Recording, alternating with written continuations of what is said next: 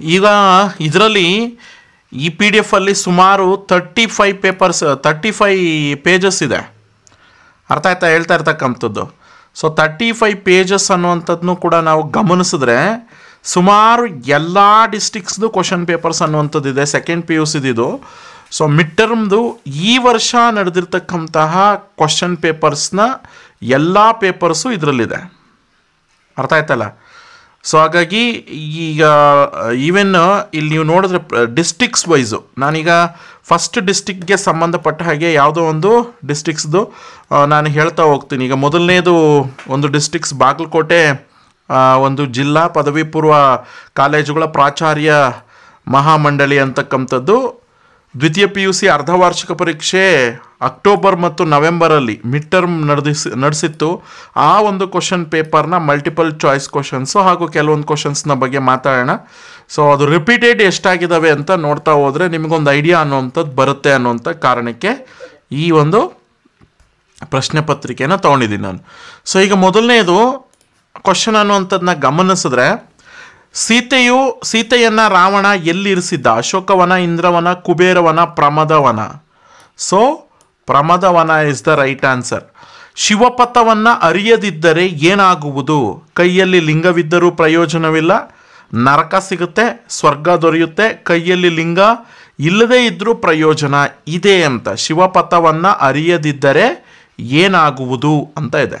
So ಇದಕ್ಕೆ ಉತ್ತರ ಅನ್ನುವಂಥದ್ದನ್ನ ಗಮನಿಸಿದ್ರೆ, ಶಿವಪಥವನ್ನು ಅರಿಯದಿದ್ದರೆ ಅವನ ಕೈಯಲ್ಲಿ ಲಿಂಗ ಇದ್ದರೂ ಕೂಡ ಪ್ರಯೋಜನ ಅನ್ನುವಂಥದ್ದು ಇಲ್ಲ ಅಂತ ಅರ್ಥ. ಸೊ ನೆಕ್ಸ್ಟ್ ಮೂರನೇ ಪ್ರಶ್ನೆ, ಯಾರನ್ನ ಯಮಲೋಕಕ್ಕೆ ಕಳುಹಿಸಲು ದ್ರೌಪದಿ ಭೀಮನಿಗೆ ಹೇಳ್ತಾ ಇದ್ದಾಳೆ? ಕೀಚಕ, ದುಶ್ಯಾಸನ, ದುರ್ಯೋಧನ, ಧರ್ಮರಾಯ ಅಂತ. ಸೊ ಕೀಚಕನ ಬಗ್ಗೆ ಹೇಳ್ತಾ ಇದ್ದಾಳ, ಅಥವಾ ದುಶ್ಯಾಸನ ಬಗ್ಗೆನಾ, ಅಥವಾ ಧರ್ಮರಾಯನ ಬಗ್ಗೆನಾ, ಅಥವಾ ದುರ್ಯೋಧನ ಬಗ್ಗೆನಾ? ಯಾರನ್ನ ಯಮಲೋಕಕ್ಕೆ ಕಳುಹಿಸು ಅಂತ ಹೇಳೋದು ಆತ ಅಂತಂದರೆ ಕೀಚಕನ ಬಗ್ಗೆ ಹೇಳ್ತಾ ಇರ್ತಕ್ಕಂಥದ್ದು. ಯಮಪುರಿಗೆ ಹಟ್ಟು ಅಂತ ಹೇಳ್ತಾ ಇರ್ತಕ್ಕಂಥದ್ದು ಯಾರನ್ನ? ಕೀಚಕನಲ್ವಾ? Say yes or no? Next, ಜಾಲಿಯ ಮರವನ್ನು ಅಥವಾ ಜಾಲಿಯ ರಸಸ್ವಾದ ಹೇಗಿರುತ್ತೆ ಅಂತ ಒಂದು ಪ್ರಶ್ನೆ ಇದೆ. ವಿಷದಂತಿರುತ್ತೆ, ಸಕ್ಕರೆ ಅಂತಿರುತ್ತೆ, ಹುಳಿಯಾಗಿರುತ್ತೆ, ಸಿಹಿಯಾಗಿರುತ್ತೆ ಅಂತ ಕೊಟ್ಟಿದ್ದಾರೆ ಪ್ರಶ್ನೆ. ಸೊ ಜಾಲಿಯ ಮರ ಯಾವಾಗಲೂ ಕೂಡ ವಿಷದಂತೆ ಇರುತ್ತೆ, ಕಹಿಯಾಗಿರ್ತದೆ ಅಂತ. ಸೊ ಬಾನ್ ಹೊಗರಲುಂಟು, ಮರ ಚಿಗುರಲುಂಟು, ಬರಲುಂಟೆ ಸುಗ್ಗಿ ಮತ್ತೆ, ಮುಳುಗಿರಲು ಮುಪ್ಪು ಚಿಂತನದಿ, ತಾನು ಹರೆಯಕ್ಕೆ ಬೇರೆ ಹೊತ್ತೆ. ಕವಿಯ ಈ ಮಾತುಗಳಲ್ಲಿ ಯಾವುದು ಚಿಂತನದಿ ಮುಳುಗಿದೆ? ಮುಪ್ಪು ಚಿಂತನದಿ ಮುಳುಗಿರಲಿ, ಜೀವನ ನದಿಯಲ್ಲಿ ಮುಳುಗಿರಲಿ, ಮುಪ್ಪು ಸಂತೋಷದಲ್ಲಿ ಮುಳುಗಿರಲಿ, ಜೀವನದ ನದಿಗೆ ಸೆಳವಿರಲಿ ಅಂತ ಇದೆ. ಬಾನ್ ಹೊಗರಲುಂಟು, ಮರ ಚಿಗುರಲುಂಟು, ಬರಲುಂಟೆ ಮತ್ತೆ ಸುಗ್ಗಿ, ಮುಳುಗಿರಲಿ ಮುಪ್ಪು ಚಿಂತನದಿ, ತಾನು ಹರೆಯಕ್ಕೆ ಬೇರೆ ಹೊತ್ತೆ. ಕವಿಯ ಈ ಮಾತುಗಳಲ್ಲಿ ಯಾವುದು ಚಿಂತನದಿ ಮುಳುಗಿದೆ ಅಂತ ಇದೆ. ಬಸಲಿಂಗನಿಗೆ ಮೊದಲು ಯಾವ ಕಣ್ಣಿನಲ್ಲಿ ನೋವು ಆರಂಭವಾಯಿತು?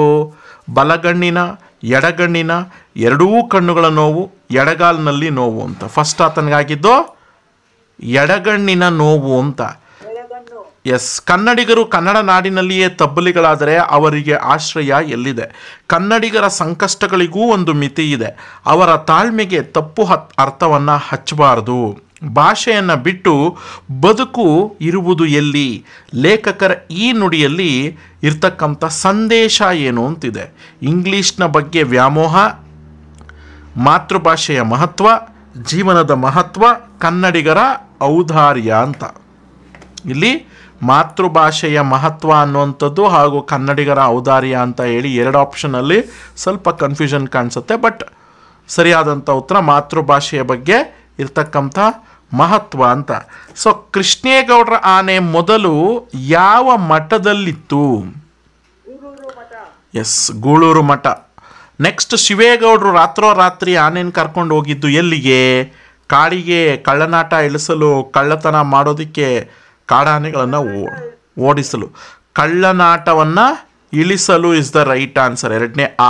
ಇದ್ದದ್ದನ್ನು ನಡೆಸ್ಕೊಂಡು ಹೋಗೋದೇ ಕಷ್ಟ ಆಗಿದೆ. ಜನಗಳ ವಿಶ್ವಾಸನ ಉಳಿಸ್ಕೊಂಡು, ಕುರ್ಚಿನೂ ಉಳಿಸ್ಕೊಂಡು ನನ್ನ ಟರ್ಮ್ ಮುಗಿಸಿದ್ರೆ ಸಾಕಾಗಿದೆ. ಖಾನ್ ಸಾಹೇಬರ ಈ ಮಾತು ಏನನ್ನು ಸೂಚಿಸ್ತಾ ಇದೆ? ಜನರ ಮೇಲಿನ ಕಾಳಜಿ, ಜನರೊಟ್ಟಿಗಿನ ಸಹಬಾಳ್ವೆ, ಅಧಿಕಾರದ ಲಾಲಸೆ, ಸಮಾಜದ ಮೇಲಿನ ಪ್ರೀತಿ. ಅಧಿಕಾರದ ಲಾಲಸೆ ಅಂತಕ್ಕಂಥದ್ದು ಸರಿಯಾದಂಥ ಉತ್ತರ. ಬಿಟ್ಟ ಸ್ಥಳ ತುಂಬಿ 11ನೇ ಪ್ರಶ್ನೆ. ಬಸಲಿಂಗನ ಕಾಯಿಲೆ ದೇಹದ ಮಟ್ಟದಿಂದ ಡ್ಯಾಶ್ ಮಟ್ಟಕ್ಕೆ ತಲುಪಿತ್ತು. ಇದು ಬಸಲಿಂಗನ ಕಾಯಿಲೆ ಯಾವ ಮಟ್ಟಕ್ಕೆ ತಲುಪಿತು? ಮಾನಸಿಕ ಸ್ತರ ಅನ್ನುವಂಥದ್ದು ಸರಿಯಾದಂಥ ಉತ್ತರ. ಮಾರ್ಷ್ ವಾಲ್ಪರೈಗೆ ಬಂದಿದ್ದು ಎಷ್ಟರಲ್ಲಿ? 1890ರಲ್ಲಿ. ಅದೃಷ್ಟದ ಪ್ರಶ್ನೆ ಬಂದಾಗ ಲೇಖಕಿಗೆ ಡ್ಯಾಶ್ ನೆನಪಾಗುತ್ತೆ. ಲೇಖಕಿಗೆ ಅದೃಷ್ಟದ ಪ್ರಶ್ನೆ ಬಂದಾಗ ಲೇಖಕಿಗೆ ನೆನಪಾಗ್ತಕ್ಕಂಥದ್ದು ಸೀತಾ. ಯಾಕೆ ಅಂತಂದರೆ ಸೀತಾ ಯಾವಾಗಲೂ ಅದೃಷ್ಟದ ಬಗ್ಗೆ ಮಾತಾಡ್ತಾ ಇರ್ತಾಳೆ. ಭಾಷೆ ಡ್ಯಾಶ್ಗಿಂತ ದೊಡ್ಡದು, ಜೀವನಕ್ಕಿಂತ ದೊಡ್ಡದು ಭಾಷೆ ಅಂತಕ್ಕಂಥದ್ದು. ನೆಕ್ಸ್ಟ್, ದಣಿಗಳ ದಾಂಪತ್ಯಕ್ಕೆ ಡ್ಯಾಶ್ ಮೂಕ ಸಾಕ್ಷಿಯಾಗಿತ್ತು, ಬೆಳ್ಳಿ ಲೋಟನೇ ಮೂಕ ಸಾಕ್ಷಿಯಾಗಿತ್ತು ಅಂತ. ಸೊ ಇದಿಷ್ಟು ಕೂಡ 5 ಪ್ರಶ್ನೆಗಳಿಗೆ ಉತ್ತರಗಳು. ನೆಕ್ಸ್ಟ್ ಇಲ್ಲೊಂದು ಸ್ವಲ್ಪ ಗಮನಿಸಪ್ಪ ನೀನು, ನೋಡೋಣ. Match the following. ಯಾಕೆಂತಂದರೆ ಸುಮಾರು ಸಲ ನಾನು ಹೇಳಿದ್ದೀನಿ ನಿಮಗೆ ಮ್ಯಾಚ್ ದಿ ಫಾಲೋಯಿಂಗ್ ಕೊಡಬೇಕಾದ್ರೆ ದ್ವಿತೀಯ PUCಯಲ್ಲಿ ಫೈನಲ್ ಎಕ್ಸಾಮ್ನಲ್ಲಿ ಅಟ್ಲೀಸ್ಟ್ ಒಂದೆರಡು ಆಕರಕೃತಿಗಳಿಗೆ ಸಂಬಂಧಿಸಿದಾಗೆ ಅಥವಾ ಒಂದು ಆಕರಕೃತಿಗಿದ್ರು ಇನ್ನೊಂದೆರಡು ಪದ್ಯಗಳಿಗೆ ಮತ್ತು ಕವಿಗಳಿಗೆ ಸಂಬಂಧಪಟ್ಟಂಥ ಪ್ರಶ್ನೆ, ಇನ್ನೊಂದು ಅಂಕಿತ ನಾಮ ಅಥವಾ ಇನ್ಯಾವುದೋ ಪದ್ಯದ ಪ್ರಕಾರ ಅಥವಾ ಈ ಥರದ್ದು ಯಾವುದಾದ್ರೂ ಜಾನರಲ್ಲಿ ಕೇಳ್ತಾರೆ, 3-4 ಜಾನರಲ್ಲಿ ಅಂತ. ಸರಿ, ಹೀಗಾಗಿ ಈಗ ನೋಡೋದಾದರೆ ರಾಮಚಂದ್ರ ಚರಿತ ಪುರಾಣ ಅಂತಕ್ಕಂಥದ್ದು ಯಾವುದಕ್ಕೆ ಸಂಬಂಧಪಟ್ಟಿದ್ದು? ಉರುಲಿಂಗಪೆದ್ದಿ, ನಾಗಚಂದ್ರ, ಜನಪದ, ರಾಮಚಂದ್ರ ಚರಿತ ಪುರಾಣ ಅಂತಕ್ಕಂಥದ್ದು. ಸೊ ಇದು ನಾಗಚಂದ್ರನಿಗೆ ಸಂಬಂಧಪಟ್ಟಂತು. ದಾರಾ ಬೇಂದ್ರೆಯವರು ಏನು ಬರೆದಿದ್ದು? ದಾರಾ ಬೇಂದ್ರೆಯವರದು ಪದ್ಯದ ಹೆಸರೇನು? ಬೆಳಗು ಜಾವ. ಕೀರ್ತನ ಸಾಹಿತ್ಯ ಅಂತಕ್ಕಂಥದ್ದು ಕೀರ್ತನೆಗಳು. ಪುರಂದರದಾಸರು ಫೇಮಸ್ ಕೀರ್ತನೆಗಳಿಗೆ. ಇದು ಪದ್ಯದ ಪ್ರಕಾರ. ನೋಡು 4ನೇ ಪ್ರಶ್ನೆ. ಉರುಲಿಂಗ ಪೆದ್ದ ಪ್ರಿಯ ವಿಶ್ವೇಶ್ವರ ಅಂತಕ್ಕಂಥದ್ದು. ಸೊ ಇದು ಬಂದು ಗರ್ತಿಯ ಹಾಡು ಅಂತಕ್ಕಂಥ ಉರುಲಿಂಗ ಪೆದ್ದಿ ಅನ್ನುವಂಥದ್ದಕ್ಕೆ ಸಂಬಂಧಪಟ್ಟಂಥ ಉತ್ತರ. ಉರುಲಿಂಗ ಪೆದ್ದಿಯವರದು ಅಂಕಿತ ನಾಮನೇ ಉರುಲಿಂಗ ಪೆದ್ದ ಪ್ರಿಯ ವಿಶ್ವೇಶ್ವರ. ಗರತಿಯ ಹಾಡು ಅನ್ನುವಂಥದ್ದು ಜನಪದ ಸಾಹಿತ್ಯಕ್ಕೆ ಸಂಬಂಧಪಟ್ಟದ್ದು ಅಂತ. ನಾನೀಗ ಆ್ಯರೋ ಮಾರ್ಕ್ಸ್ ಹಾಕಿದ್ದೀನಿ ಅಂತ ನೀವು ಏನು ಮಾಡಬಾರ್ದು, ಎಕ್ಸಾಮ್ನಲ್ಲಿ ಆ್ಯರೋ ಮಾರ್ಕ್ಸ್ ಹಾಕಬಾರ್ದು. ಕರೆಕ್ಟಾಗಿ ಏನು ಮಾಡಬೇಕು, ಆನ್ಸರ್ನ ಮ್ಯಾಚ್ ಮಾಡಿ ಬರಿಬೇಕಾಗುತ್ತೆ. ನೆಕ್ಸ್ಟ್, ಸೂರ್ಯ. ಇಲ್ಲಿ 2-3 ವಾಕ್ಯಗಳಿಗೆ ಉತ್ತರಿಸಿದ್ದಕ್ಕೆ ಸಂಬಂಧಿಸಿದಾಗೆ ಇರತಕ್ಕಂಥ ವಿಚಾರಗಳನ್ನು ಗಮನಿಸಿದ್ರೆ, ಸೂರ್ಯ ಮತ್ತು ದೀಪಗಳಿಂದ ಆಗುವ ಉಪಯೋಗಗಳು ಏನು ಅಂತ ಇದೆ. ಸೂರ್ಯ ಮತ್ತು ದೀಪಗಳಿಂದ ಶುಚಿ ಮತ್ತು ಸ್ವಾದಗಳ ಬಗ್ಗೆ ಕುರಿತು ಸೋಮನಾಥನ ಅಭಿಪ್ರಾಯ ಏನು? ಜಾಲಿಯ ಮರದ ನಿರರ್ಥಕತೆಯನ್ನು ಪುರಂದರದಾಸರು ಹೇಗೆ ತಿಳಿಸಿದ್ದಾರೆ? ಹಡದ ತಂದೆ ತಾಯಿಯರ ಮಹತ್ವ ತಿಳಿಸಿ. ಇದರಲ್ಲಿ ಯಾವುದಾದ್ರೂ 3 ಪ್ರಶ್ನೆಗಳಿಗೆ ನೀವು ಉತ್ತರ ಅಂತಕ್ಕಂಥದ್ದನ್ನ ಬರೀಬೇಕು. ಫಾರ್ ಎಕ್ಸಾಂಪಲ್ಗೆ ಹಡದ ತಂದೆ ತಾಯಿಯವರ ಮಹತ್ವ ಅನ್ನುವಂಥದ್ರ ಬಗ್ಗೆ ತಿಳಿಸ್ಬೇಕು ಅಂತಂದಾಗ, ಸೊ ಇದು ಪದ್ಯದಲ್ಲಿ ಬರ್ತಾ ಇರ್ತಕ್ಕಂಥದ್ದು. ಹಡದ ತಂದೆ ತಾಯಿಗಳ ಬಗ್ಗೆ ಯಾವ ಒಂದು ಪದ್ಯದಲ್ಲಿ ಬರುತ್ತೆ? ರಸಬಳ್ಳಿಲಿ ಬರುತ್ತೆ, ಅಲ್ಲಿ ನೋಡಿ ಬರಿಬೇಕಾಗತ್ತೆ.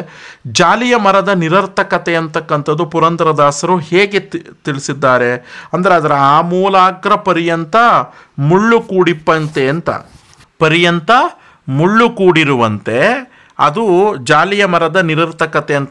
ಅದರಿಂದ ಬೇರಿರ್ಬೋದು, ಕಾಂಡ ಇರ್ಬೋದು, ಅಥವಾ ಯಾವುದೂ ಸಹ ಅದೇನಾಗಲ್ಲ ಅಂತಂದರೆ ಉಪಯೋಗಕ್ಕೆ ಬರಲ್ಲ.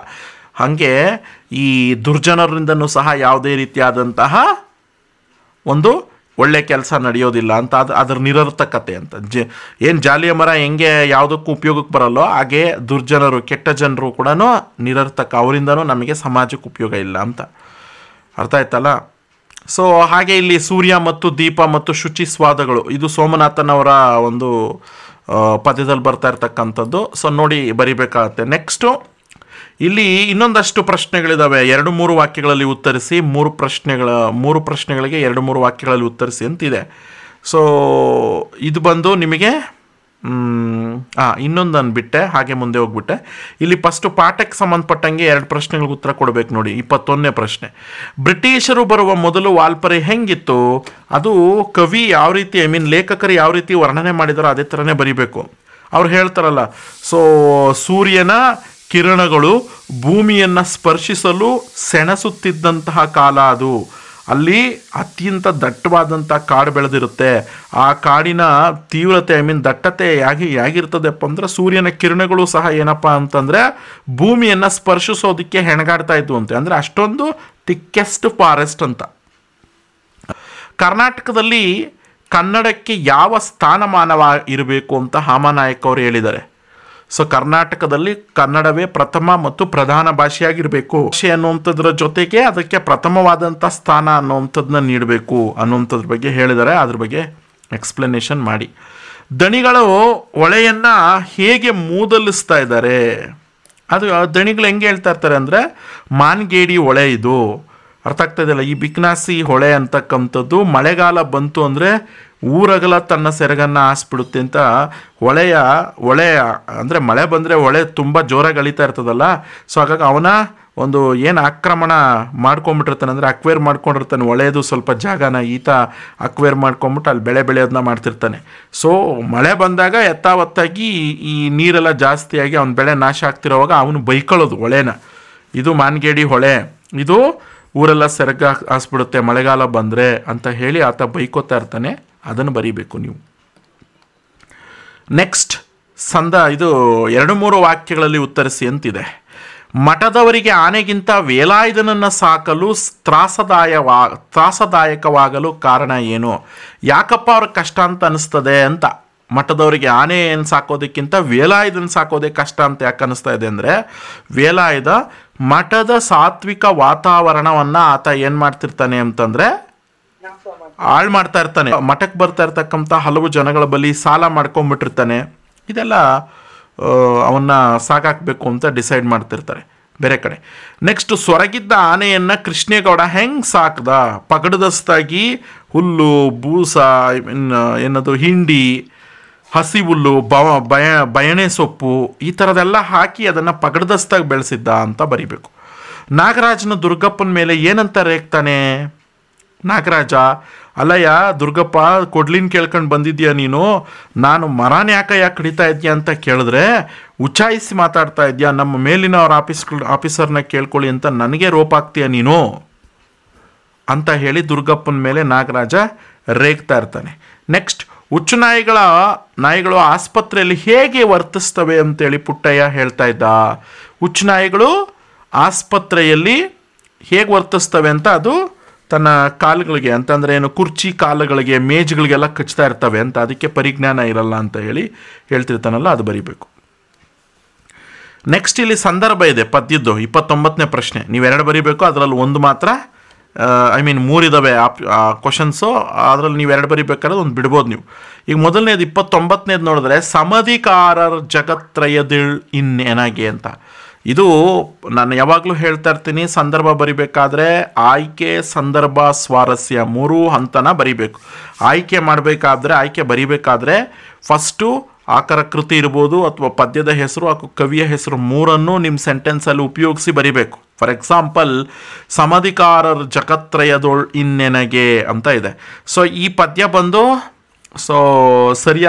ಇದು ಯಾವುದು ರಾವಣನಿಗೆ ಸಂಬಂಧಪಟ್ಟಂತೆ, ಅರ್ಥ ಆಗ್ತಾ ಇದೆಯಲ್ಲ. ಸೊ ಯಾವ ಪದ್ಯ ಅದು? ಕದಡಿದ ಸಲಿಲಂ ತಿಳುವಂದದೆ ಅನ್ನುವಂಥದ್ದು, ನಾಗಚಂದ್ರ ರಚನೆ ಮಾಡಿರ್ತಕ್ಕಂಥದ್ದು. ಈ ಪದ್ಯವನ್ನು, ಈ ಮೇಲಿನ ಮಾತನ್ನು ಈ ಪದ್ಯದಿಂದ ಆಯ್ಕೆ ಮಾಡ್ಕೊಂಡಿದ್ದೀವಿ ನಾವು ಅಂತ ಬರಿತೀರಾ. ಅದಾದಮೇಲೆ ಇದರ ಅರ್ಥ ನಾನು ಹೇಳ್ತೀನಿ ನೋಡಿ. ಸಮಧಿಕಾರರು, ಅವನು ಬಹುರೂಪಿಣಿ ವಿದ್ಯಾದೇವತೆಯನ್ನು ವಶಪಡಿಸ್ಕೊಂಡ್ಬಿಟ್ಮೇಲೆ ನನಗೆ ಈ ಜಗತ್ನಲ್ಲಿ ಸರಿಸಮಾನವಾದಂಥವರು ಯಾರಿದ್ದಾರೆ ಅಂತ ಆತ ಹೇಳ್ತಿರ್ತಾನೆ. ಸೊ ಯಾಕೆಂದರೆ ಅವನಿಗೆ ಅಹಂಕಾರ ಬಂದ್ಬಿಟ್ಟಿರ್ತದೆ, ನನಗೆ ಬಹುರೂಪಿಣಿ ವಿದ್ಯಾದೇವತೆ ಒಲ್ದುಬಿಟ್ಟಿದ್ದಾಳೆ, ನಾನೀಗ ಹೋಗಿ ಏನು ಮಾಡ್ಬೋದು, ರಾಮ ಮತ್ತು ಲಕ್ಷ್ಮಣರನ್ನು ಸೋಲಿಸ್ಬಿಡ್ಬೋದು ಅಂತ ಅಂದ್ಕೊಂಡ್ಬಿಡ್ತಾನೆ ಅವನು. ಆವಾಗ ಅವನು ಈ ಥರ ಮಾತನ್ನು ಹೇಳ್ಕೊತಾನೆ. ಹುರುಳಿಲ್ಲದೊಡೆ ಕುಡಿವೆನ್ ಘೋರ ಥರ ವಿಷವ. ಇದು ಇನ್ನೂ ಹುಟ್ಟದೇ ಇರಲಿ ನಾರಿಯರೆನ್ನವಲು. ದ್ರೌಪದಿ ತನ್ನ ಗಂಡನ ಬಳಿ, ಭೀಮನ ಬಳಿ ಕೀಚಕ ಮಾಡಿರ್ತಕ್ಕಂತಹ ತೊಂದರೆ, ಅವನೇನು ತುಂಬಿದ ಸಭೆಯಲ್ಲಿ ಆತ ಒದ್ದು ಅವಮಾನ ಮಾಡಿಬಿಟ್ಟಿರ್ತಾನೆ, ಆ ಸಂಕಟವನ್ನು ಹೇಳ್ಕೊಳ್ಳಿಕ್ಕೆ ಭೀಮನ ಬಳಿಗೆ ಹೋಗ್ತಾಳೆ. ಡಿಸೈಡ್ ಮಾಡ್ತಾಳೆ ತಾನು ಈ ಥರ ನನಗೆ ಬೇರೆಯವ್ರು ಯಾರೂ ಸಪೋರ್ಟ್ ಬರಲ್ಲ, ಭೀಮನ ಹತ್ರ ಹೋಗಿ ನನಗೆ, ಅವಳಿಗೆ 5 ಜನ ಗಂಡಂದ್ರಲ್ವಾ, ಸೊ 5 ಜನರಲ್ಲಿ ನನಗೆ ಭೀಮನೇ ಸರಿಯಾದಂಥವ್ನು, ಯಾಕೆಂದರೆ ನನ್ನ ಕಷ್ಟಕ್ಕೆ ಅವನೊಬ್ಬನೇ ಆಗೋದು ಅಂತ ಹೇಳಿ ಇವಳು ಅಂದ್ಕೊಂಡು ಅವನ ಹತ್ರಕ್ಕೆ ಹೋದರೆ ಏನೇನೆಲ್ಲ ಆಗ್ಬೋದು. ಈಗ ಅವ್ನು ಮಾತಾಡ್ಸೋಕ್ಕೆ ಹೋದರೆ, ಯಾಕೆಂದರೆ ಈಗ ಮಾರು ವೇಷದಲ್ಲಿ ಇರ್ತಾರೆ ಅವ್ರು, ಬೇರೆ ವೇಷದಲ್ಲಿ, ಅಜ್ಞಾತವಾಸ ಅಲ್ವಾ. ಸೊ ಭೀಮ ಅಂತಕ್ಕಂಥವನು ಏನದು ಅಡಿಗೆ ಭಟ್ಟನಾಗಿ ಸೇವೆ ಸಲ್ಲಿಸ್ತಾ ಇರ್ತಾನೆ. ಈಕೆ ಸೈರೇಂದ್ರಿ ಥರ ಇರ್ತಾಳೆ. ಹಾಗಾಗಿ ಇವರಿಬ್ಬರು ಒಂದು ಕಡೆಗೆ ಹೋಗೋದು, ಒಂದು ಮಾತಾಡ್ತಕ್ಕಂಥದ್ದು ಸರಿ ಬರಲ್ಲ ಅಂತ. ಹಾಗಾಗಿ ಅವನ ಹತ್ರ ಹೋಗಿ ಹೇಳಿದ್ರೆ ಆತ ನನಗೆ ಸಪೋರ್ಟ್ ಮಾಡಲಿಲ್ಲ ಅಂತ ಇಟ್ಕೋ, ಆಗ ನಾನು ಈ ರೀತಿ ಘೋರತರವಾದಂಥ ವಿಷವನ್ನು ಕುಡಿದು ಸಾಯ್ತೀನಿ, ಇನ್ನೇನು ನಾನು ಏನು ಮಾಡಲಿಕ್ಕೆ ಬರೋದಿಲ್ಲ ಅಂತ ಆಕೆ ಆಕೆ ಅನ್ಕೋತಾ ಇರ್ತಾಳೆ ತನ್ನ ಮನಸ್ಸಿನಲ್ಲಿ. ಓಕೆನಾ. ನೆಕ್ಸ್ಟ್ ಅದಾಗಿದ್ದಾದಮೇಲೆ ಮೂಲಾಗ್ರ ಪರ್ಯಂತ ಮುಳ್ಳು ಕೂಡಿಪ್ಪಂತೆ, ಇದು ಜಾಲಿಯ ಮರ, ಅರ್ಥ ಆಗ್ತದೆಯಲ್ಲ. ಸೊ ಜಾಲಿಯ ಮರದಂತೆ ಅನ್ನುವಂಥದ್ದು ಶ್ರೀಯುತ ಇವರು ಯಾರೋ ದಾಸರು ಬರೆದಿರ್ತಕ್ಕಂಥದ್ದು, ಪುರಂದರ ದಾಸರು ಬರೆದಿರ್ತಕ್ಕಂಥ ಕೀರ್ತನೆ. ಸೊ ಜಾಲಿಯ ಮರದಂತೆ ಅದರದ್ದು ಈ ಒಂದು ಸಂದರ್ಭ ನೋಡ್ಕೊಂಡು ಬರಿಬೇಕು ನೀವು. 32ನೇದು ಪ್ರಶ್ನೆ ಸಂದರ್ಭ ಸಹಿತ ವಿವರಿಸಿ. ನೀರು ಬಿದ್ದರೆ ಕಣ್ಣು ಹೋಗುವ ಅಪಾಯವಿದೆ. ಇದು ಯಾರು ಹೇಳಿರೋದು? ನಮಗೆ ತಿಮ್ಮಪ್ಪನ ಹತ್ರ ಹೋದಾಗ ನೀರು ಬಿದ್ದರೆ, ಅಂದರೆ ಇದು ನಿಮಗೆ ಗೊತ್ತಿದೆ, ಮುಟ್ಟಿಸಿಕೊಂಡವನು ಕತೆ, ಆ ಪಾಠಕ್ಕೆ ಸಂಬಂಧಪಟ್ಟಂಥದ್ದು. ನೀರು ಬಿದ್ದರೆ ಅವನು ಆಪ್ರೇಷನ್ ಮಾಡಿಸ್ಕೊಳಕ್ಕೆ ಹೋಗಿರ್ತಾನಲ್ಲ, ಆ ಟೈಮಲ್ಲಿ ಡಾಕ್ಟ್ರ್ ಹೇಳೋವಂಥದ್ದು, ನಿನಗೇನಾದರೂ ಕಣ್ಣಿಗೆ ಮತ್ತೆ ನೀರು ಬಿದ್ದರೆ ಕಣ್ಣು ಹೋಗುವಂಥ ಅಪಾಯ ಇರ್ತದೆ, ಬಿ ಕೇರ್ಫುಲ್ ಅಂತ. ನೆಕ್ಸ್ಟ್, ಈ ಅದೃಷ್ಟ ನಿನಗೂ ಇತ್ತಲ್ಲೇ, ಆಯ್ಕೆ ಇದೆ ನಮ್ಮ ಕೈಯಲ್ಲಿ. ನೇಮಿಚಂದ್ರ ಅವರು ಬರೆದಿರ್ತಕ್ಕಂಥ ಆಯ್ಕೆ ಇದೆ ನಮ್ಮ ಕೈಯಲ್ಲಿ ಪಾಠದಿದು. ಇದು ಸೀತಾಗೆ ಲೇಖಕಿ ನೇಮಿಚಂದ್ರ ಅವರು ಹೇಳ್ತಾ ಇರೋದು. ಅಂತಂದರೆ ಲೇಖಕಿಯವರು ಮನೆ ಕಟ್ಟಿರ್ತಾರೆ, ಹೊಸ ಮನೆ ಇದೆಲ್ಲ ಕಟ್ಟಾಗ ಅಲ್ಲಿಗೆ ಬಂದರೆ ಅವಳು ಹೇಳ್ತಾಳೆ ನೀನು ತುಂಬ ಅದೃಷ್ಟವಂತೆ ಅಂತ ಹೇಳ್ತಾ ಇರ್ತಾರೆ ಆ ಸೀತಾ. ಆಗ ಪ್ರತ್ಯುತ್ತರವಾಗಿ ಈ ರೀತಿ ಅದೃಷ್ಟನ ಪಡ್ಕೊಳ್ಳೋ ಅವಕಾಶ ನಿನಗೂ ಇತ್ತಲ್ವಾ, ಅಂದರೆ ನನ್ನ ತಂದೆ ಹೆಂಗೆ ಓದಿಸ್ತಿರೋ ನಿನ್ನ ತಂದೆನೂ ಓದಿಸೋದಕ್ಕೆ ರೆಡಿ ಇದ್ರಲ್ಲ, ಆದರೆ ನೀನೇ ಓದಲಿಲ್ಲ ಅನ್ನೋಂಥ ಅರ್ಥದಲ್ಲಿ ಈ ಮಾತು ಬರ್ತಾ ಇರ್ತಕ್ಕಂಥದ್ದು. ನಮ್ಮ ಭಾಷೆಯಲ್ಲಿ ಓದಿದ್ದೇ ನಮಗೆ ಮೈ ಹತ್ತೋದು ಅಂತ. ಇದು ಕನ್ನಡವನ್ನು ಕಟ್ಟುವ ಕೆಲಸ ಅದರದ್ದು, ನಮ್ಮ ಭಾಷೆಯಲ್ಲಿ ಓದಿದ್ದು. ಅಂದರೆ ನಮ್ಮ ಓದು ಬರಹ ಮಾತೃಭಾಷೆಯಲ್ಲಿದ್ದರೆ ಒಳ್ಳೆಯದು ಅನ್ನೋಂಥ ವಿಚಾರಕ್ಕೆ ಮಾತಾಡ್ತಾರೆ. ಕನ್ನಡ ಭಾಷೆಯನ್ನು ಉಳಿಸಿ ಬೆಳೆಸುವಂತಹ ಒಂದು ಸಂದರ್ಭ ಅಂತಕ್ಕಂಥದ್ದು ನಮಗೆ ಬಂದಿದೆ ಇವತ್ತಿನ ದಿವಸ. ಸೊ ಹಾಗಾಗಿ ನಮ್ಮೆಲ್ಲರ ಕರ್ತವ್ಯ ಅದು ಅಂತ ನಾವೆಲ್ಲನೂ ಕೂಡ ಇವತ್ತು ಬೇರೆ ಬೇರೆ ಭಾಷೆಗಳಲ್ಲಿ ಓದೋದನ್ನು ರೂಢಿ ಮಾಡ್ಕೊಳ್ತಾ ಇದ್ದೀವಿ. ಬಟ್ ನಮ್ಮ ಭಾಷೆಯಲ್ಲಿ ಓದಿದ್ದೆ ನಮಗೆ ಮೈ ಹತ್ತುತ್ತೆ ಬೇಗ. ಆಡು ಭಾಷೆ ಅಂದರೆ ನನ್ನ ಮನೇಲಿ ಏನು ಮಾತಾಡ್ತಿರ್ತೀನೋ ಆ ಭಾಷೆಯಲ್ಲಿ ಮಾತಾಡಿದಾಗ ನಮಗೆ ಓದಿದ್ರೆ ಖಂಡಿತ ಅದು ಬೇಗ ನಮಗೆ ಅರ್ಥ ಆಗುತ್ತೆ ಅಂತ ಹೇಳಿ ಕವಿ ಹೇಳ್ತಾ ಇರ್ತಕ್ಕಂಥ. ನಿನ್ನ ಪುಕಾರ್ ಏನಿದ್ರೂ ಕೂಡ ಬರವಣಿಗೆಯಲ್ಲಿರಬೇಕು. ನಾಗರಾಜ್ ಹೇಳ್ತಾ ಇರ್ತಕ್ಕಂಥದ್ದು ದುರ್ಗಪ್ಪನಿಗೆ.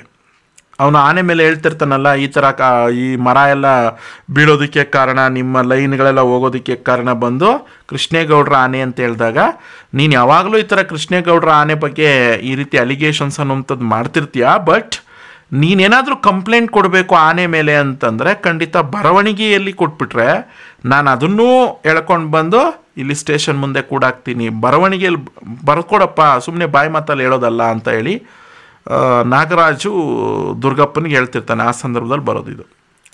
ನನಗೆ ನಾನು ನಾಯಿಗಳನ್ನ ಕಂಡ್ರೆ ಪ್ರೀತಿನ ಸ್ವಾಮಿ, ಇದು ಅಷ್ಟೇ ಕೃಷ್ಣೇಗೌಡರ ಆನೆ, ಪೂರ್ಣಚಂದ್ರ ತೇಜಸ್ವಿ ಇವ್ರು ಬರೆದಿರ್ತಕ್ಕಂಥದ್ದು. ಕಿರುಗೂರಿನ ಗಯ್ಯಾಳಿಗಳು ಅಂತಕ್ಕಂಥದ್ದು ಇದರ ಕೃತಿ, ಕಿರುಗೂರಿನ ಗಯ್ಯಾಳಿಗಳು.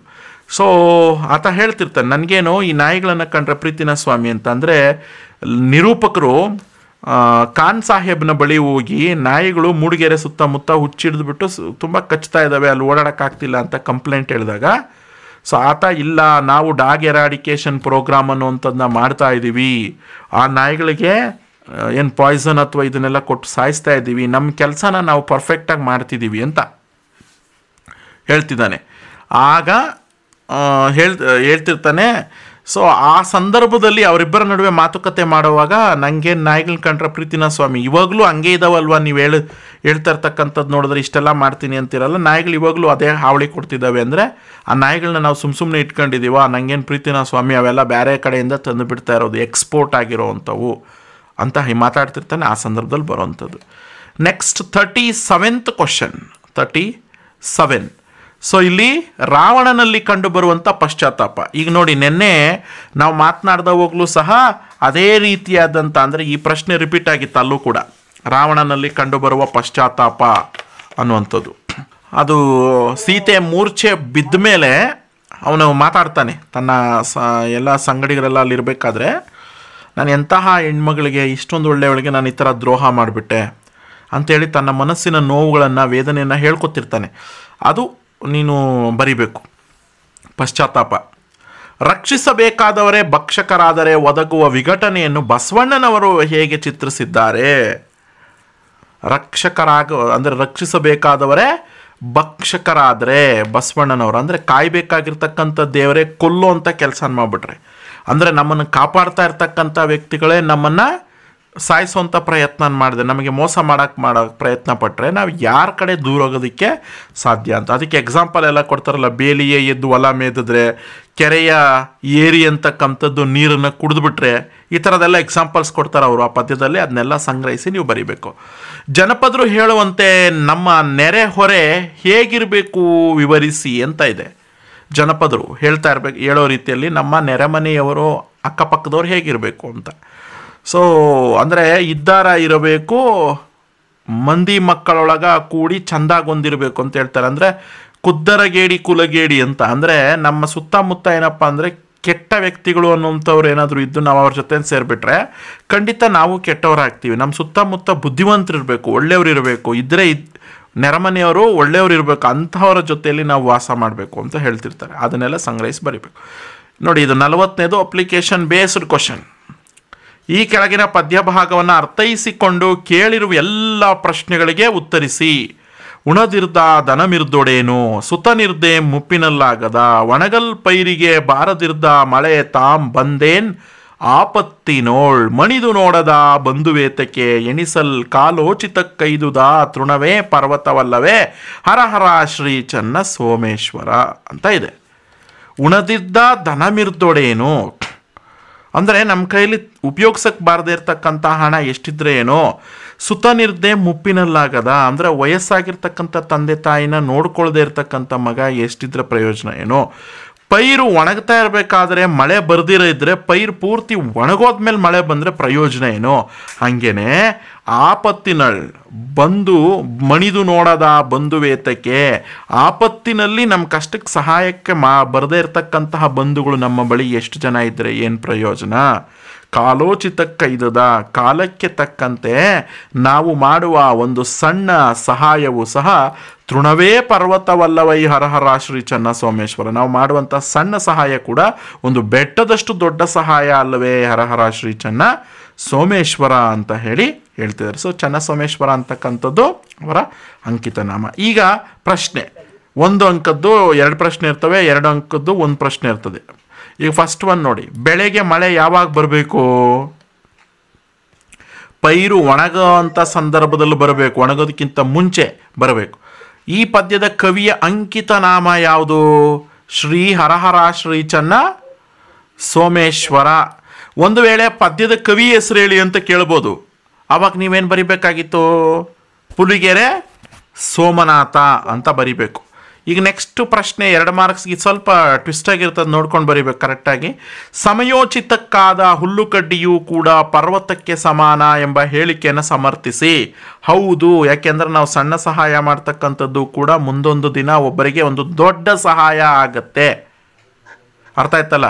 ಹೇಗಪ್ಪ ಅಂತಂದರೆ ಅವರು ಇಲ್ಲಿ ಕೊಟ್ಟಿದ್ರಲ್ಲ, ಉಣದಿರ್ದ ದನಮಿರ್ದೊಳೇನು, ಇದನ್ನೆಲ್ಲ ಸ್ವಲ್ಪ ಎಕ್ಸ್ಪ್ಲೇನ್ ಮಾಡಿ ಬರಿಬೇಕು. ಈಗ ನಾನು ಈ ಪದ್ಯದ ಪ್ರಶ್ನೆನ ಕೇಳೋಕ್ಕಿಂತ ಮುಂಚೆ ಸ್ಟಾರ್ಟಿಂಗಲ್ಲಿ ನಾನು ಹೇಳಿದ್ನಲ್ಲ, ಅದನ್ನೊಂದು ಸಲ ನೀವು ರಿಪೀಟ್ ಮಾಡಿ ನೋಡಿಬಿಟ್ರೆ ಕರೆಕ್ಟಾಗಿ ಆಗುತ್ತೆ. ನೆಕ್ಸ್ಟ್, ಬಸಲಿಂಗ ಎದುರಿಸ್ತಾ ಇದ್ದಂತಹ ಸಮಸ್ಯೆಗಳು ಅಂತಂದರೆ ಯಾವುದು? 4 ಮಾರ್ಕ್ಸ್. ಬಸಲಿಂಗ ಯಾವ ಥರದ ಸಮಸ್ಯೆನ ಎದುರಿಸ್ತಾ ಇದ್ನಪ್ಪ? ಅವನು ಕುಳ ನೆಲಕ್ಕೆ ಹೋಗ್ತಾ ಇರಲಿಲ್ಲ. ಅವನು ಸ್ವಲ್ಪ ತಡ ಮಾಡಿದ್ರು ನೀವು ಉಳೋದು ಕುಳ ಅಂದರೆ ಆ ನೇಗಿಲು ಸರಿಯಾಗಿ ಉಳೋಕ್ಕಾಗ್ತಿರ್ಲಿಲ್ಲ, ಯಾಕೆಂದರೆ ನೆಲ ಗಟ್ಟಿಯಾಗ್ಬಿಡುತ್ತೆ. ಜೊತೆಗೆ ಎತ್ತುಗಳಿರ್ತವೆ, ಅವನಿಗೆ ಸಹಕಾರ ಮಾಡೋದಿಲ್ಲ. ಯಾವುದೋ ಒಂದು ಎತ್ತು ಕಳ್ಪಳಗ್ಬಿಟ್ಟು ಮಲಗ್ತಾ ಇರ್ತದೆ, ಅದನ್ನು ನೋಡಿ ಇನ್ನೊಂದು ಎತ್ತು ಮಲಗ್ತದೆ, ಕಣಿ ಹಾಕ್ಕೊಂಡು ಮಲಗಿಬಿಡ್ತವೆ. ಮತ್ತು ಹೆಂಡ್ತಿದ್ದು ಇನ್ನೊಂದು ಥರ ಸಮಸ್ಯೆ, ಮಗುವಿಗೆ ಕೆಮ್ಮಿದೆ ಅಥವಾ ಅವನಿಗೆ ಕಾಯಿಲೆ ಇದೆ ಅಂತ ಹೇಳಿ ಶಿವನು ಸ್ವಾಮೀಜಿ ಹತ್ರ ಕರ್ಕೊಂಡೋಗ್ಬೇಕು ಅಂತ ಅವಳದೊಂದು ಪ್ರಾಬ್ಲಮ್ಮು. ಅರ್ಥ ಆಯ್ತಲ್ಲ. ಇವೆಲ್ಲವೂ ಕೂಡ ಬಸಲಿಂಗನ್ ಕಾಡ್ತಾ ಇದ್ದಂಥ ಸಮಸ್ಯೆಗಳು. ಇನ್ನೂ ಎಷ್ಟೊಂದಿದ್ದಾವೆ, ಅವುಗಳನ್ನೆಲ್ಲ ನೀವು ಲಿಸ್ಟ್ ಔಟ್ ಮಾಡಿ ಬರೀಬೇಕು. ನೆಕ್ಸ್ಟ್, ಸಿಂಹಬಾಲದ ಕೋತಿಗಳಿಗೆ ಮತ್ತು ಹಾಡು ಹಕ್ಕಿಗಳಿಗಾದಂತಹ ಅನಾನುಕೂಲತೆ. ಸಿಂಹಬಾಲದ ಕೋತಿಗಳು ರಸ್ತೆಗಳನ್ನು ಡಾಂಬರೀಕರಣ ಮಾಡುವ ಸಂದರ್ಭದಲ್ಲಿ ಅಲ್ಲಿ ಮರಗಳನ್ನೆಲ್ಲ ಕಡ್ದಾಕ್ಬಿಡ್ತಾರೆ ವಾಲ್ಪರೆಯಲ್ಲಿ. ಸೊ ಕಡ್ದಾಕಿ ರಸ್ತೆನ ಹಾಕ್ಕೊಂಡ್ಬಿಡ್ತಾರೆ. ಆಗ ರಸ್ತೆ ನಾವು ಪಾಪ ಕೋತಿಗಳು ಮರದಿಂದ ಮರಕ್ಕೆ ಹಾರಿಸ್ಕೊಂಡು ಬದುಕ್ತಾ ಇದ್ವಿ. ಈಗ ಮರಗಳಿಲ್ಲದೆ ಇರೋ ಕಾರಣ ರಸ್ತೆ ಮೇಲೇ ಒಂದು ಕಡೆಯಿಂದ ಇನ್ನೊಂದು ಕಡೆಗೆ ಹೋಗ್ಬೇಕಾಗಿತ್ತು. ಅವಾಗ ಅನೇಕ ಗಾಡಿಗಳಿಗೆ ಸಿಕ್ಕಿ ಸಾವನ್ನಪ್ತಾ ಇದ್ವು, ಅಂಗವಿಕಲ ಆಗ್ತಿದ್ವು. ಇದು ಕೋತಿಗಳದಾದರೆ ಇನ್ನೊಂದು ಪ್ರಾಬ್ಲಮ್ ಏನಪ್ಪ ಅಂತಂದರೆ ವಿಜ್ಲಿಂಗ್ ಥ್ರಶ್ಸ್ ಅನ್ನುವಂಥ ಹಕ್ಕಿಗಳು, ಅವುಗಳನ್ನ ಹಾಡು ಹಕ್ಕಿಗಳು ಅಂತ ಕರೀತಾರೆ. ಅವುಗಳಿಗೇನು ಅನಾನುಕೂಲ ಆಗುತ್ತೆ ಅಂತಂದರೆ ಪಾಪ ಅವುಗಳು ಶುದ್ಧವಾದಂತಹ ನೀರು, ಶುದ್ಧವಾದಂಥ ವಾತಾವರಣದಲ್ಲಿ ಹಾಡ್ಕೊಂಡು ಆರಾಮಾಗಿತ್ತು. ಬಟ್ ಈಗ ಅಲ್ಲಿ ಫ್ಯಾಕ್ಟ್ರಿಗಳು ಅವು ಇವೆಲ್ಲ ಬಂದಿದ್ದಾದಮೇಲೆ ಚರಂಡಿ ನೀರು ಅಥವಾ ಇನ್ಯಾವುದೋ ನೀರನ್ನು ಕುಡಿದು ಅವು ಜೀವನವನ್ನು ಮಾಡಬೇಕಾದಂಥ ಪರಿಸ್ಥಿತಿ ಬಂದಿರ್ತದೆ ಅಂತ. ಸೊ ಅದನ್ನು ಎಕ್ಸ್ಪ್ಲೇನ್ ಮಾಡಬೇಕು. ನೆಕ್ಸ್ಟ್, ಒಂದು ಪ್ರಶ್ನೆಗೆ 5-6 ವಾಕ್ಯದಲ್ಲಿ ಉತ್ತರಿಸಿ ದೀರ್ಘ ಗದ್ಯ. 43ನೇ ಪ್ರಶ್ನೆ, ಆನೆ ಮತ್ತು ಮಾವುತ ವೇಲಾಯುಧನನ್ನು ಸಾಗಿ ಹಾಕಲು ಮಠದವರು ಹವಣಿಸಿದ್ದೇಕೆ? ನಾನು ಜಸ್ಟ್ ಒಂದು ಕೀವರ್ಡ್ ಹೇಳ್ತೀನಿ ಅಷ್ಟೇ, ನೀವು ಎಕ್ಸ್ಪ್ಲೇನ್ ಮಾಡಬೇಕು ಅದನ್ನು. ಹೆಂಗೆ ಆನೆ ಮತ್ತು ವೇಲಾಯುಧ ನನ್ನ ಸಾಗಾಕೋದಕ್ಕೆ ಯಾಕೆ ಅವರು ಹವಣಿಸಿದ್ರು ಅಂತಂದರೆ, ಅವರು ಮೊದಲನೇದು ಆನೆ ಜಗದ್ಗುರುಗಳನ್ನು ಹೊರುವ ಕೆಲಸ ತಪ್ಪೋಗಿತ್ತು. ಆದ್ದರಿಂದ ಆನೆಯನ್ನು ಸಾಕೋದು ವೇಸ್ಟ್ ಅಂತ ಅನ್ನಿಸ್ತಿತ್ತು ಅವರು ಆ ಮಠದಲ್ಲಿ. ಇನ್ನೊಂದು ಎಲ್ಲದಕ್ಕಿಂತ ಇಂಪಾರ್ಟೆಂಟಾಗಿ ಆನೆಯನ್ನು ನೋಡ್ಕೊಳ್ತಾ ಇದ್ದಂತಹ ಮಾವುತ ವೇಲಾಯುಧ ಮಠದ ಸಾತ್ವಿಕ ವಾತಾವರಣವನ್ನೇ ಹಾಳು ಮಾಡ್ತಿದ್ದ. ಯಾಕೆಂದರೆ ಯಾವಾಗಲೂ ಕುಡಿದು ಸಾಲ ಮಾಡಿ, ಈಗ ಅದನ್ನೆಲ್ಲ ಅಲ್ಲಿರ್ತಕ್ಕಂತಹ ಮಠದ ಗುರುಗಳಿಗೆ ಗೊತ್ತಾದರೆ ಸೊ ಅವ್ರಿಗೆ ಬೇಜಾರಾಗುತ್ತೆ. ಸೊ ಹಾಗಾಗಿ ಮಠದ ಸಾತ್ವಿಕವಾದಂಥ, ಯಾಕೆಂತಂದರೆ ನಾಳೆ ಬೆಳಗ್ಗೆ ಕೇಳ್ತಾರೆ, ಏನು ರೀ ನಿಮ್ಮ ಆಶ್ರಮದಲ್ಲಿರ್ತಕ್ಕಂಥ ವೇಲಾಯುಧನೇ ಕುಡಿತಾ ಇದ್ದಾನೆ, ನಮಗೆ ಹೇಳ್ತೀರಿ ನೀವು ಅಂತ, ಬುದ್ಧಿ ಹೇಳಕ್ಕೆ ಬರ್ತೀರ, ಫಸ್ಟ್ ಅವನಿಗೆ ಬುದ್ಧಿ ಹೇಳ್ರಿ ಅಂತ. ಸೊ ಈ ಥರ ಮಾತಾಡ್ಬಿಡ್ತಾರೆ. ಅದಕ್ಕೋಸ್ಕರನೇ ಅವನು ಕೂಡ ಏನಾದರೂ ಮಾಡಿ ಏನು ಮಾಡಬೇಕು, ಸಾಗಾಕಬೇಕು ಈ ಆನೆ ಜೊತೆ ಅಂತ ಹೇಳಿ ಮಠದ ಗುರುಗಳು ನಿರ್ಧಾರ ಮಾಡಿರ್ತಾರೆ. ದುರ್ಗಪ್ಪನಿಗೆ ಲೈನ್ಮೆನ್ ಕೆಲಸ ರೋಸಿ ಹೋಗಲು ಕಾರಣ ಏನು? ಯಾಕೆ ಅವನಿಗೆ ಲೈನ್ಮೆನ್ ಕೆಲಸ ಬಿಡಬೇಕು ಅಂತ ಅನ್ನಿಸ್ತಾ ಇದೆ ಅಂತ ಅರ್ಥ ಆಯ್ತಲ್ಲ. ದುರ್ಗಪ್ಪನಿಗೆ ಲೈನ್ಮೆನ್ ಕೆಲಸ ಯಾಕೆ ಬೇಡ ಅಂತ ಇದೆ ಅಂತಂದರೆ, ಅವನು ನೋಡ್ಕೊಳ್ತಾ ಇದ್ದಂಥ ಕಳಸ ಬಂಡೂರು ನಾಲೆ ಆ ಒಂದು ಲೈನ್ ಏನಿತ್ತು ಮೂಡಿಗೆರೆ ಸುತ್ತ ಇರ್ತಕ್ಕಂಥದ್ದು, ಅದು ಪ್ರತಿದಿನ ಟ್ರಬಲಲ್ಲಿರೋದು. ಮರಾನ್ ಕಡಿಬೇಕು, ಮರಾನ್ ಕಡಿಯೋದಕ್ಕೆ ಫಾರೆಸ್ಟ್ ಡಿಪಾರ್ಟ್ಮೆಂಟ್ ಅವ್ರ ಒಪ್ಪಿಗೆ ಇರಲ್ಲ. ಸೊ ಈ ಥರದ ಒಂದು ಸಮಸ್ಯೆ, ಮತ್ತು ಸ್ಯಾಲ್ರಿ ಸಹ ಅವನಿಗೆ ಕಡಿಮೆ ಇರ್ತದೆ. ಆದ್ದರಿಂದ ಆತ ರೋಸಿ ಹೋಗ್ಬಿಟ್ಟಿರ್ತಾನೆ ತಾನು ಒಂದು ಈ ಕೆಲಸನ ಮಾಡೋದಕ್ಕೆ ಅಂತ. ನೆಕ್ಸ್ಟ್, ಅದನ್ನು ಸ್ವಲ್ಪ ಎಕ್ಸ್ಪ್ಲೇನ್ ಮಾಡಿ ಬರೀರಿ ಅದನ್ನು. 45ನೇದು ಇದು ಏನದು ವ್ಯಾಕರಣ ಅಂಶಗಳು ಅಥವಾ ಭಾಷಾಭ್ಯಾಸಕ್ಕೆ ಸಂಬಂಧಪಟ್ಟಾಗೆ ಈ ಪದಗಳಲ್ಲಿ ಬೇಕಾದ 2 ಪದಗಳಿಗೆ ಸಮಾನಾರ್ಥಕ ಬರೀರಿ ಅಂತ ಇದೆ. ಸಮಾನಾರ್ಥಕ ಅಂದರೆ ಮೋರೆ ಅಂದರೆ ಮುಖ, ಗಂಡ ಅಂತಂದರೆ ಒಬ್ಬ ಗಂಡ, ಇನ್ನೊಂದು ಗಂಡ ಅಂತಂದರೆ ಗಂಡಾಂತರ, ಗುಂಡಿಗೆ ಅಂತಂದರೆ ಒಂದು ಎದೆ ಅಥವಾ ಈ ಪದಗಳಲ್ಲಿ ಬೇಕಾದಂಥ ನುಡಿಗಟ್ಟುಗಳನ್ನು ನಿಮ್ಮ ಸ್ವಂತ ವಾಕ್ಯದಲ್ಲಿ ಬಳಸಿ. ತಲೆಬಾಗು, ಶಿಕ್ಷಕರ ಮುಂದೆ ವಿದ್ಯಾರ್ಥಿಗಳೆಲ್ಲರೂ ತಲೆಬಾಗಬೇಕು. ರಾಮಬಾಣ ಅರ್ಥ ಆಗ್ತದೆ. ತಲೆನೋವು ಬಂದಾಗ ಅಮೃತಾಂಜನ್ ತಲೆನೋವಿಗೆ ರಾಮಬಾಣ ಇದ್ದಂತೆ. ಹಿತ್ತಾಳೆ ಕಿವಿ, ಬೇರೆಯವ್ರನ್ನ ಮಾತನ್ನು ಕೇಳಿಸ್ಕೊಳ್ಳೋದನ್ನ ಹಿತ್ತಾಳೆ ಕಿವಿ ಅಂತ ಕರೀತಾರೆ. ಅರ್ಥ ಆಯ್ತಾ ಹೇಳ್ತಾ ಇರ್ತಕ್ಕಂಥದ್ದು. ಗುಣವಾಚಕಗಳನ್ನು ಬರೆಯಿರಿ ಅಂತ ಕೇಳಿದ್ದಾರೆ. ಗುಣವಾಚಕ ಪೊಲ್ಲವಾರ್ತೆ, ಪೊಲ್ಲ. ಕಲಿಭೀಮ, ಕಲಿ ಪ್ರತ್ಯಯ ಇದೆ ನೋಡಪ್ಪ. ರಾಮನೋಳ್ ಅಂತ ಇದೆ, ರಾಮನೋಳ್, ಓಳ್ ಬರ್ತಾ ಇದೆ. ಸೊ ಹಳೆಗನ್ನಡದು ವಿಭಕ್ತಿ ಪ್ರತ್ಯಯ ಸಪ್ತಮಿ ಅಂತ ಅನ್ಸುತ್ತೆ. ಪಾಪದಿಂ, ಪಾಪದಿಂದ, ಇಂದ ತೃತೀಯ ವಿಭಕ್ತಿ. ಮುದುಕಿ, ಗೆ ಚತುರ್ಥಿ ವಿಭಕ್ತಿ ಪ್ರತ್ಯಯ ಅಂತಕ್ಕಂಥದ್ದು. ಓಕೆನಾ? ಸೊ ಇದು ಈಸಿಯಾಗಿ ನಿಮ್ಗೆ ಬರಬೇಕು ಅಂದರೆ ಚಾರ್ಟ್ ಅಂತಕ್ಕಂಥದ್ದನ್ನ ಗಟ್ ಮಾಡಬೇಕು, ಇಲ್ಲದೇ ಇದ್ದರೆ ಖಂಡಿತ ಬರೋದಿಲ್ಲ. ಓಕೆ, ಈ ಕ್ರಿಯಾಪದಗಳಲ್ಲಿ ಬೇಕಾದ 2 ಧಾತು ಪದಗಳನ್ನು ಬರೆಯಿರಿ ಅಂತ ಅರ್ಥ ಆಯ್ತಲ್ಲ. 2 ಧಾತು ಪದಗಳನ್ನು ಬರೆಯಿರಿ ಅಂತ ಅಂದರೆ ಕ್ರಿಯಾಪದದ ಮೂಲ ರೂಪನ ನಾವು ಧಾತು ಅಂತ ಹೇಳಿ ಕರಿತೇವೆ. ಓಕೆನಾ? ಸೊ ಆ ಮೂಲ ರೂಪನ ಬರಿಬೇಕೀಗ. ಬಂದವು, ಬರು. ಓಡುವರು, ಓಡು. ನೋಡುವಳು, ನೋಡು. ಅರ್ಥ ಆಯ್ತಲ್ಲ ಹೇಳ್ತಾ ಇರ್ತಕ್ಕಂಥದ್ದು. 2 ಅನ್ಯದೇಶೀಯ ಶಬ್ದಗಳನ್ನು ಬರೆಯಿರಿ ಅಂತಿದೆ. ಅನ್ಯದೇಶೀಯ ಶಬ್ದ ಅಂತಂದರೆ, ಅನ್ಯದೇಶೀಯ ಶಬ್ದಗಳು ಅಂದರೆ ಏನು? ಬೇರೆ ಭಾಷೆಯಿಂದ ಕನ್ನಡ ಭಾಷೆಗೆ ಬಂದಿರತಕ್ಕಂಥ ಪದಗಳು. ಫಾರ್ ಎಕ್ಸಾಂಪಲ್ ದವಾಖಾನಿ, ಈ ಥರದ ಪದಗಳು ಆಸ್ಪತ್ರೆ, ದವಾಖಾನಿ, ತಹಶೀಲ್ದಾರ, ಈ ಥರದ್ದೆಲ್ಲ. ಬಸ್, ಕಾರ್, ಪೆನ್ನು, ಈ ಥರದ್ದು. ಬಟ್ ಆದಷ್ಟು ಅವುಗಳನ್ನ ಬರೆಯೋದ್ರ ಜೊತೆಗೆ ಈ ರೀತಿ ಹಳೆಗನ್ನಡದಲ್ಲಿ ಇರ್ತಕ್ಕಂಥವನ್ನು ಬರೀಬೇಕು ನೀವು, ಇಲ್ಲದೆ ಇದ್ರೆ ಮಾರ್ಕ್ಸ್ ಬರಲ್ಲ. ಓಕೆ, ಈ ಕ್ರಿಯಾಪದಗಳದಾಯಿತು. ನೆಕ್ಸ್ಟ್ ಅನ್ಯದೇಶೀಯ ಶಬ್ದಗಳು. ಅನ್ಯದೇಶೀಯ ಶಬ್ದಗಳು ಬೇರೆ ಭಾಷೆಯಿಂದ ಕನ್ನಡಕ್ಕೆ ಬಂದಿರತಕ್ಕಂಥ ಯಾವುದಾದ್ರೂ ಒಂದೆರಡು ಪದಗಳನ್ನು ಬರೀರಿ ಅಂತ ಕೇಳಿದ್ದಾರೆ. ಬೇರೆ ಭಾಷೆಯಿಂದ ಎಷ್ಟೊಂದು ಬಂದಿರ್ತಾವಲ್ವ, ಅದರಲ್ಲಿ ಎನಿ ಟೂನ ನೀವೇನು ಮಾಡಿ ಬರೀರಿ. ಇದಕ್ಕೆಲ್ಲ ಆನ್ಸರ್ಸು ಆಲ್ರೆಡಿ ವರ್ಕ್ ಬುಕ್ ಇದೆಯಲ್ಲ ಸೆಕೆಂಡ್ PUC, ಅದರಲ್ಲಿ ಆಲ್ರೆಡಿ ಇದೆ, ನೋಡ್ಬೇಕು ನೀವು. ನೆಕ್ಸ್ಟ್ ಪ್ಯಾರಿಸ್ ಒಲಿಂಪಿಕ್ನಲ್ಲಿ ಭಾರತೀಯ ಕ್ರೀಡಾಪಟುಗಳ ಸಾಧನೆ ಅಂತಿದೆ. ಎಸ್, ಈಗ ನೆಕ್ಸ್ಟ್ ಇನ್ನೊಂದು ಕಾಣಿಸ್ತಿದೆ ನೋಡಿ ಇಲ್ಲಿ, ಸಚಿನ್ ಸುಧಾ ಅಂತ ಹೇಳಿ ದ್ವಿತೀಯ PUC. ಈ ಅಡ್ರೆಸ್ನ ಪೂರ್ತಿ ಬರಿಬೇಕು ನಿಮ್ಮ ಇದರಲ್ಲಿ. ಪೂರ್ವ ಕಾಲೇಜು, ಸಾಧನಾ ಕೇರಿ, ಧಾರವಾಡ ಅಂತಿದೆ. ಈ ವಿಳಾಸದಲ್ಲಿ ಇರ್ತಕ್ಕಂಥ ಕುಸುಮಾನೋ ವಿಜಯ್ ಅಂತಕ್ಕಂಥದ್ದು ಏನೋ ನಿಮ್ಮ ಹೆಸರು ಇರುತ್ತೆ, ಅದೇ ಹೆಸರನ್ನೇ ಬರೀಬೇಕು. ಪತ್ರಗಳು ಮತ್ತು ಪ್ರಬಂಧ ಇದೆ. ಪ್ರಬಂಧ ನಾನು ಹೇಳಿದ್ದೀನಿ ಆಲ್ರೆಡಿ. ಪ್ರಬಂಧಕ್ಕೆ ಸಂಬಂಧಿಸಿದಾಗ ಯಾವುದಾದ್ರೂ ಡೆಫಿನೇಷನ್ಸು, ಪ್ರಾವರ್ಬ್ಸು, ಈ ಥರದ್ದು ಏನಾದರೂ ಒಂದನ್ನು ಯೂಸ್ ಮಾಡಬೇಕು. ಒಂದು ಯಾವುದಾದ್ರು ಸ್ಮಾಲ್ ಸ್ಟೋರಿ ಅದರಲ್ಲೇ ಪ್ರಬಂಧ ಬರಿಬೇಕಾದ್ರೆ.